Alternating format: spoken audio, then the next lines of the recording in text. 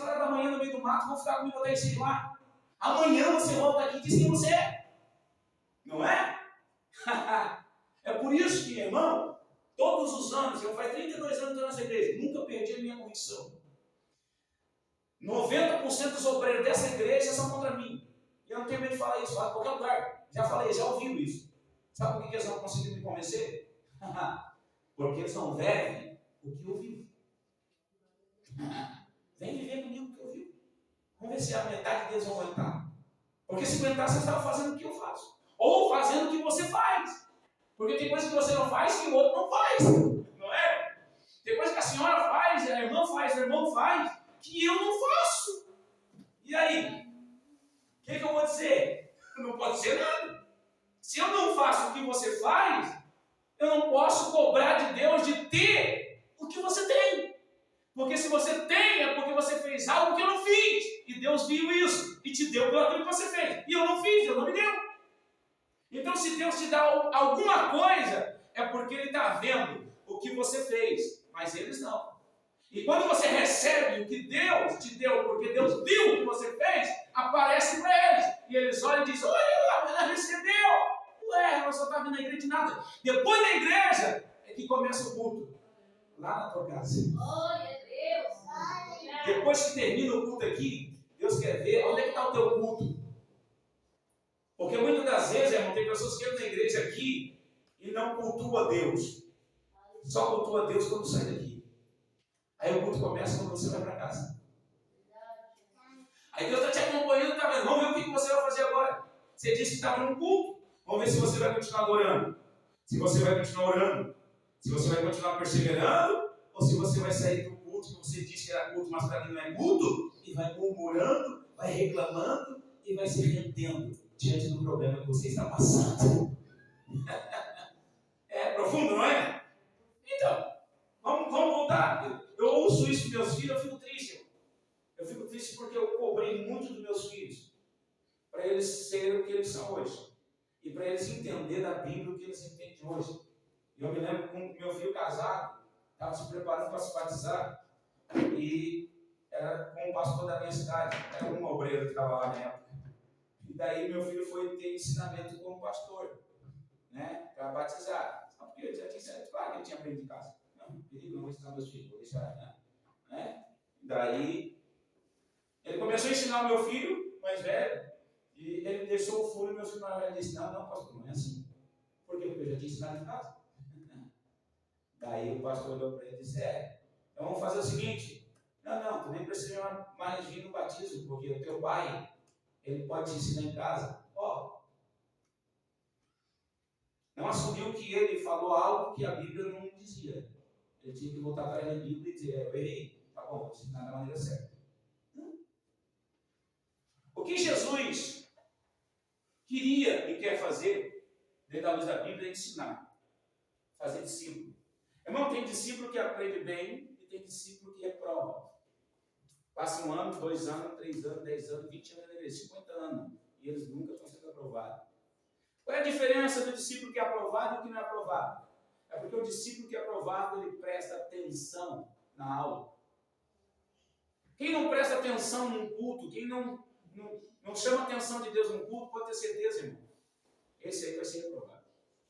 Porque Deus, Ele quer toda a nossa atenção para Ele. Tem uns que dão tudo, tem outros que dão pela metade, tem outros que não dão nada. A Bíblia diz que quando Jesus chamou os discípulos, preparou eles. Para quê?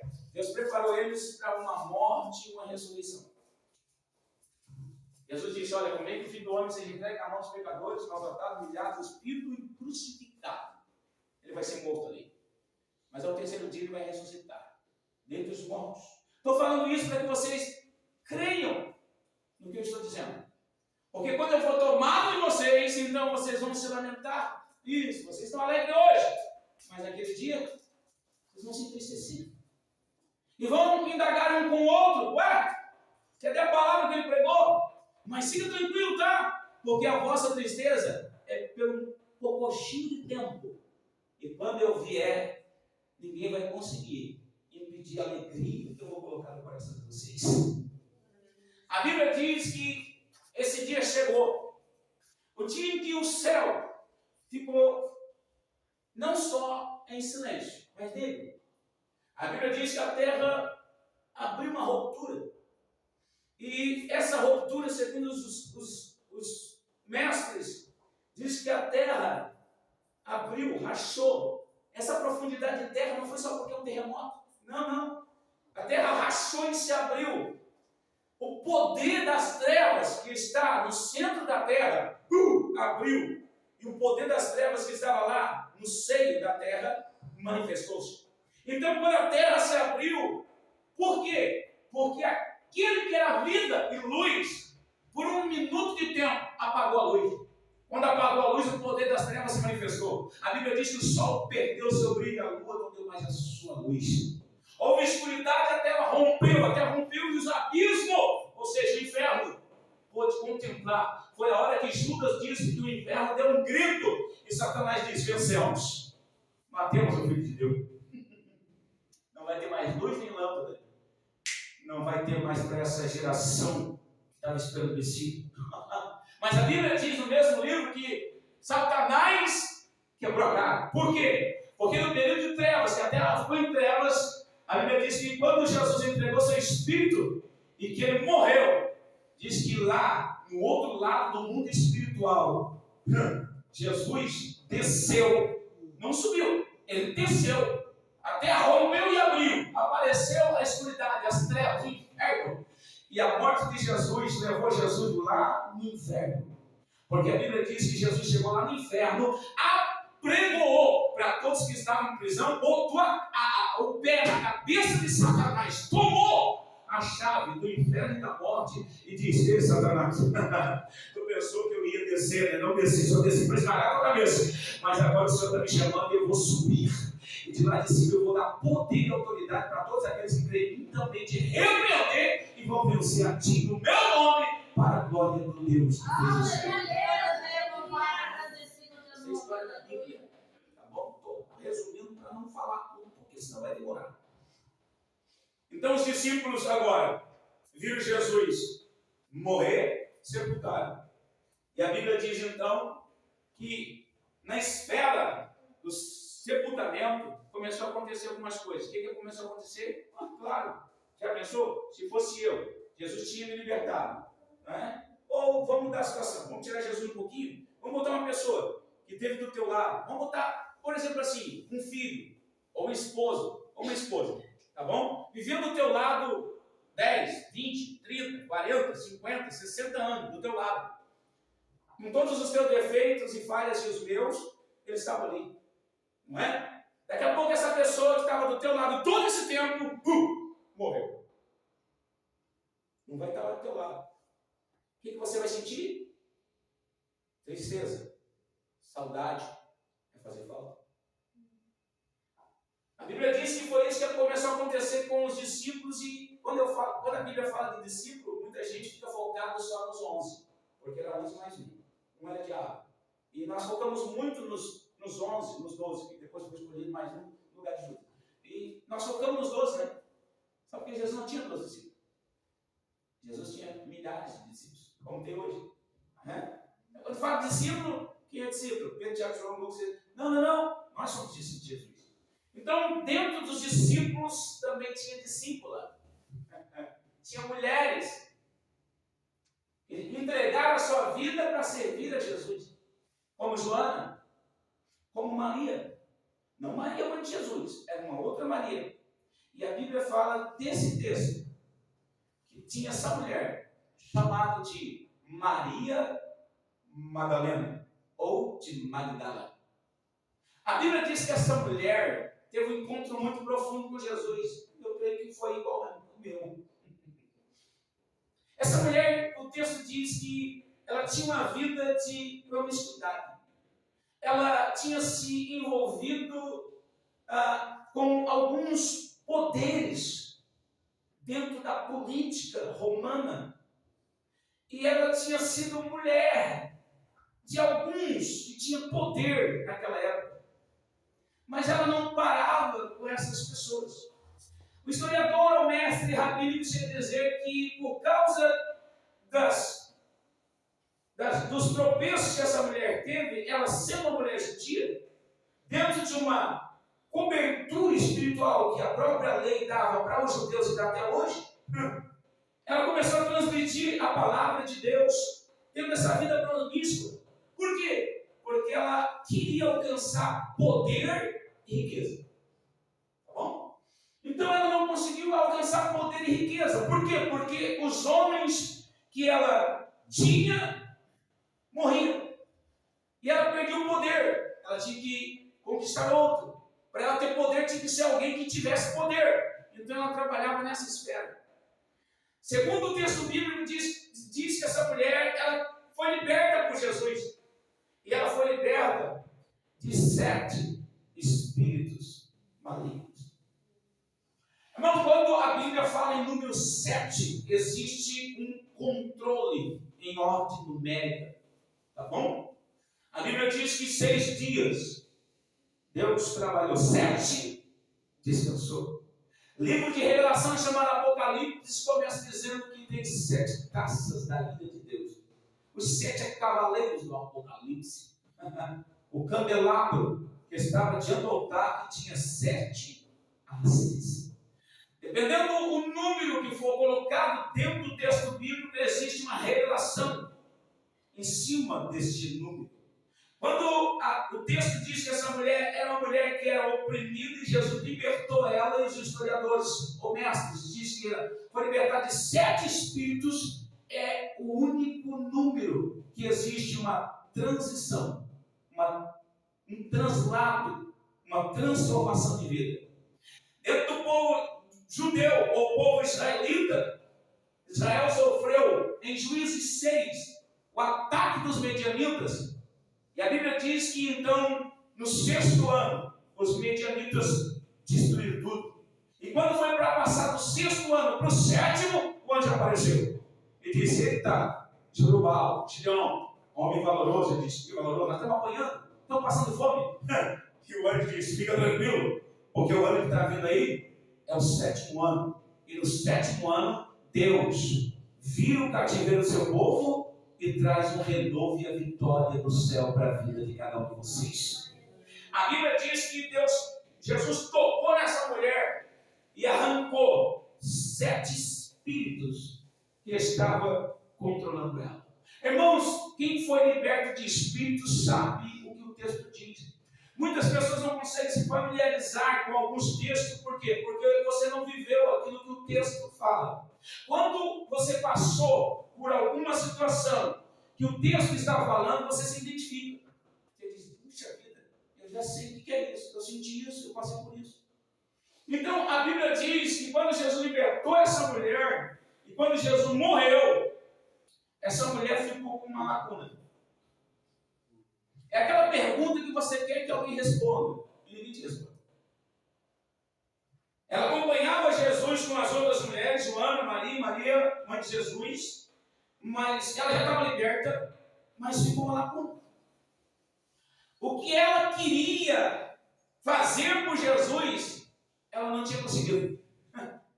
Que era mostrar a gratidão do que Jesus tinha feito por ela de uma forma íntima. E as mulheres não podiam fazer isso. As mulheres não podiam se aproximar dos judeus se não fosse esposa ou filhas.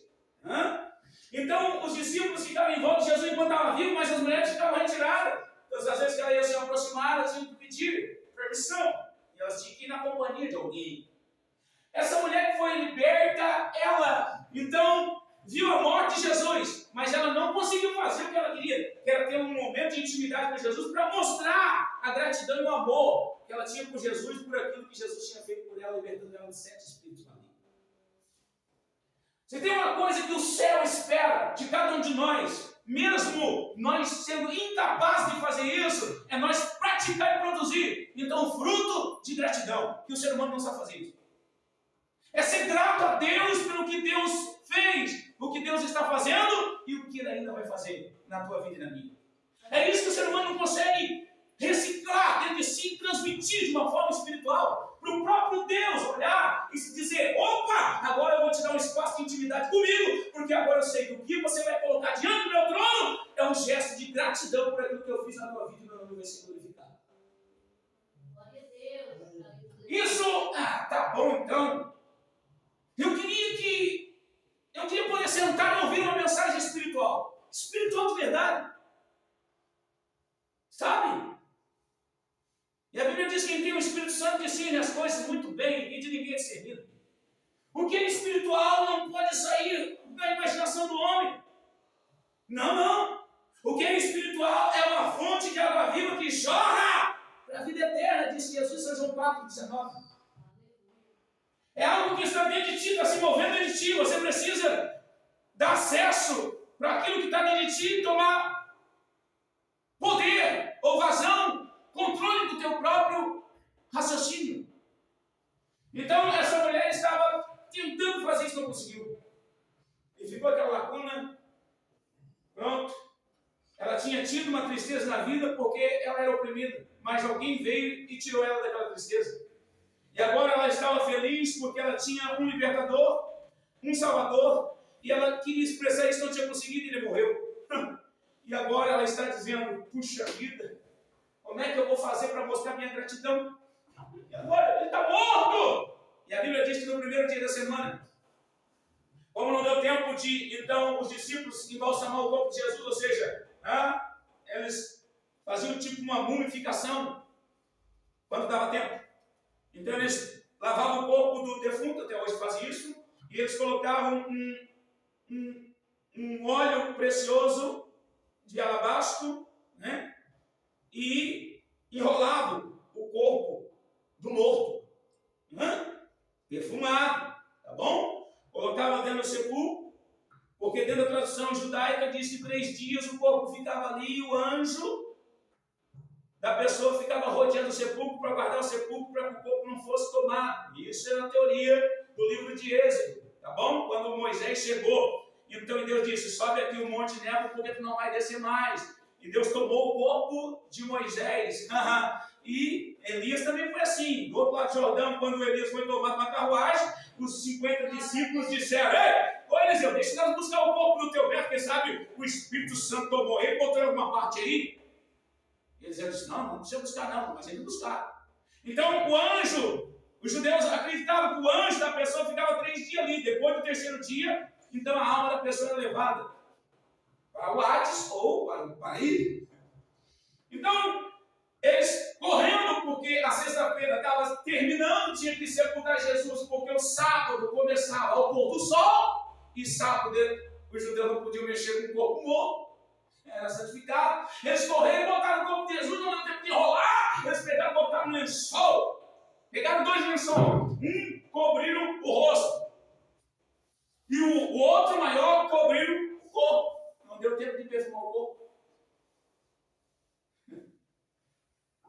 E aí Maria Madalena, que tinha sido liberta, olhou e disse, tá bom, peraí, eu tenho um jeito de mostrar para ele que eu sou grato ainda que ele esteja morto.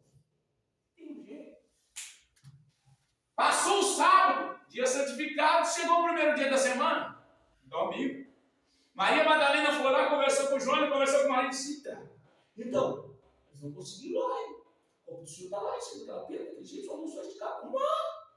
Vamos lá perfumar o corpo do Senhor e rolar. Vamos. Vai ser bom demais.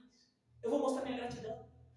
E a Bíblia diz que então ela convenceu, e no primeiro dia da semana, de madrugada bem cedo, elas correram para o sepulcro e disseram, uma levando a bacia, a outra levando o vaso de alabastro, um guento, a outra levando então os lençóis, eles iam trocar o lençol e rolar, e lá chegaram, e quando chegaram lá, levaram susto. Ué, o que foi? A pedra estava removida. Eu disse, peraí, não. Esses romanos aí são terríveis. Eles mataram o nosso mestre. E levaram o corpo. Foram para dentro do sepulcro, olharam, não podiam entrar, senão ficava profanando o sepulcro. Olhavam de fora, olharam para a pedra, não tinha mais ninguém. Aquele negócio antigo. Eles levaram o corpo e deixaram no sol. A Bíblia diz que o espanto foi tão grande. Em Joana, que estava junto com Maria Madalena e a outra Maria, as 2 mulheres, foi um choque. Que elas disseram, vamos embora, esse espanto está por aí. Pegar nós aqui, vamos profanar o sepulcro. Mas a Bíblia diz que Maria Madalena, alguma coisa segurou ela ali. E ela começou a olhar para o lençol. Não, não acredito. Hoje eu ia agradecer ele, hoje eu ia retribuir, mesmo que ele estivesse morto. Eu ia fazer o melhor pelo corpo dele, eu ia preparar o corpo dele certinho. E ela começa a chorar.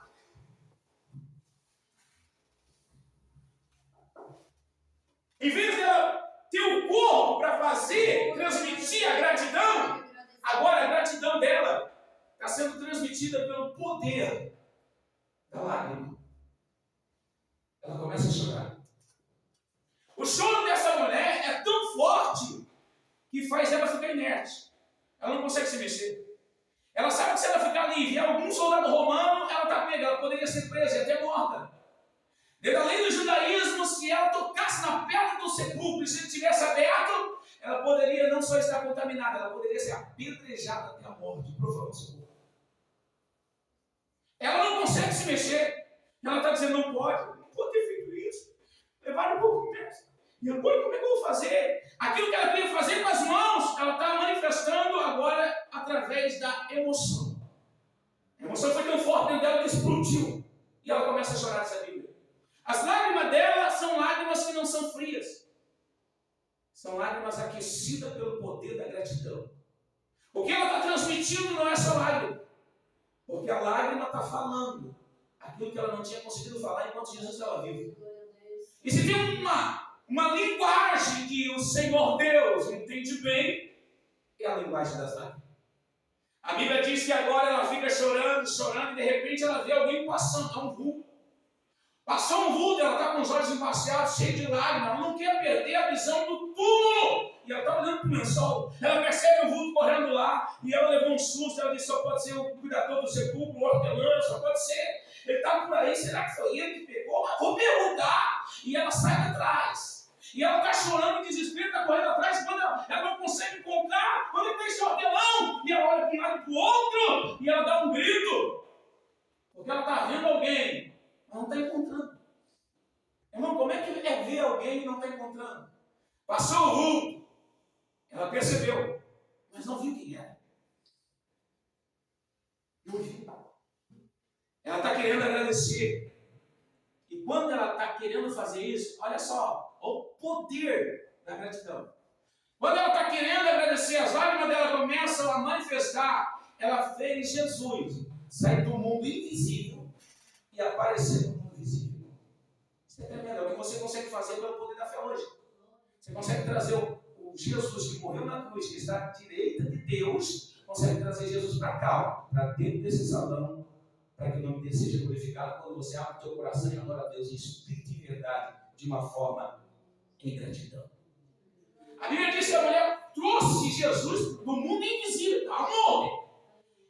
E a Bíblia diz que a gratidão, o choro, aquilo que ela queria fazer era tão forte com Jesus, que ela corre atrás, daqui a pouco Jesus se manifesta. Ela está achando que é o hortelã, que é o cuidador do sepulcro. E ela olha, não consegue identificar, ele está todo enrolado no pano, não está enxergando direito, ela está com os olhos ocultados, Jesus não quer que ela reconheça. E de repente ela olha, está vendo, é um homem. É só pode ser hortelã, vou perguntar para ele, tá tudo, pegar um pouco do mestre, onde está? Levar para algum lugar, diz para mim. Porque se tu levou, diga onde ele está. Eu mesmo vou pegar ele e vou levar ele comigo. Ó, a maneira que ela queria demonstrar gratidão deu tanta força para ela que ela achou que ela conseguiria carregar um corpo morto. Já parou para pensar nisso? Você já tentou carregar um corpo morto? Eu acho que nenhum de vocês, né? Eu já. Irmão, para carregar um corpo morto não tem jeito. Sozinho, você tem que ter muita força. O corpo se pesava 50 quilos, agora vai pesar 100. É difícil, não dá. A não ser que seja o corpo de um adolescente ou criança. Se é o corpo de um adulto, não dá. Ela disse, diga onde ele está e eu vou pegar ele. Eu vou levar ele comigo. Ó, o poder da gratidão. Deu força para essa mulher. Ativou tudo aquilo que estava dentro dela, que queria transmitir para Jesus a gratidão pelo que Jesus tinha feito. E a Bíblia diz que quando ela faz isso, Jesus não consegue ficar oculto no mundo invisível. Ele começa cada vez mais a aparecer para ela. Porque é assim com você e comigo, aqui, dentro desse átrio, tá bom? Quanto mais você expressa toda a força dos teus átomos, do teu corpo, quanto mais a tua alma quer adorar e glorificar o Senhor, Jesus começa a se fazer mais presente perto de ti, na tua vida, até Ele te tocar, para você receber o milagre que você veio buscar. E aí o nome do Senhor vai ser glorificado quando você sair e voltar para a tua casa. Glória a Deus, aleluia, santo. É assim que nós hoje. A mulher começou, não, eu quero. E quando ela insistiu naquilo, e ela, com a alma dela, com o coração, o próprio Deus, o próprio Jesus que estava ali, ele disse, não dá para mim ficar no mundo invisível, com uma mulher dessa não dá. E quando ela começa a insistir, dá o nome dele, então ele começa a se visualizar na frente da mulher. A mulher não está conseguindo enxergar, por quê? Porque ela não consegue, nem você nem eu, consegue enxergar com os olhos carnais o que está no mundo invisível. Então Jesus está vindo do mundo invisível, ele agora é um ser espiritual. Ela não tinha uma capacidade para enxergar com o olho carnal, o ser espiritual, mas o poder da gratidão dela e da fé dela está fazendo Jesus se materializar. Você entende isso? Era tão forte que ela estava transmitindo que estava fazendo Jesus materializar. E ela olhava para Jesus e não reconhecia. E ela olhava para Jesus e não reconhecia. E Jesus não estava conseguindo. Não, se tu continuar assim, eu vou ter que me revelar. Eu vou ter que dizer para ela quem sou. E ela insistiu, dá para mim um pouco, onde é que botou? E de repente, ela olha para o sepulcro para olhar para o lençol e ela escuta a voz. E ela diz, a voz diz assim, Miriam, ou tradução, Maria. Quando chama ela pelo nome, ei, as pessoas não chamavam a mulher pelo nome. Só o pai e a mãe. Miriam, Maria. Ué? E ela olha. Quem está me chamando? E de repente Jesus então dá mais uma chamada em Maria. E por quê? Porque não tem mais como ele se ocultar. O poder dela, que está dentro dela, está querendo alcançar Jesus, transpassou o limite invisível e foi para o invisível. Tudo aquilo que transfere do mundo visível para o mundo invisível, a resposta de Deus é imediata. Ela não consegue segurar. Quando Jesus chama, ela não está identificando. É igual o Saulo quando ele estava. O cara que estava lá não enxerga mais nada. Agora ela também não está enxergando. Mas aí, Jesus disse: Miriam! Entenda. Vocês ajudam a me chamar uma vez. Se eu estiver na madrugada e Jesus disser: Lindomar!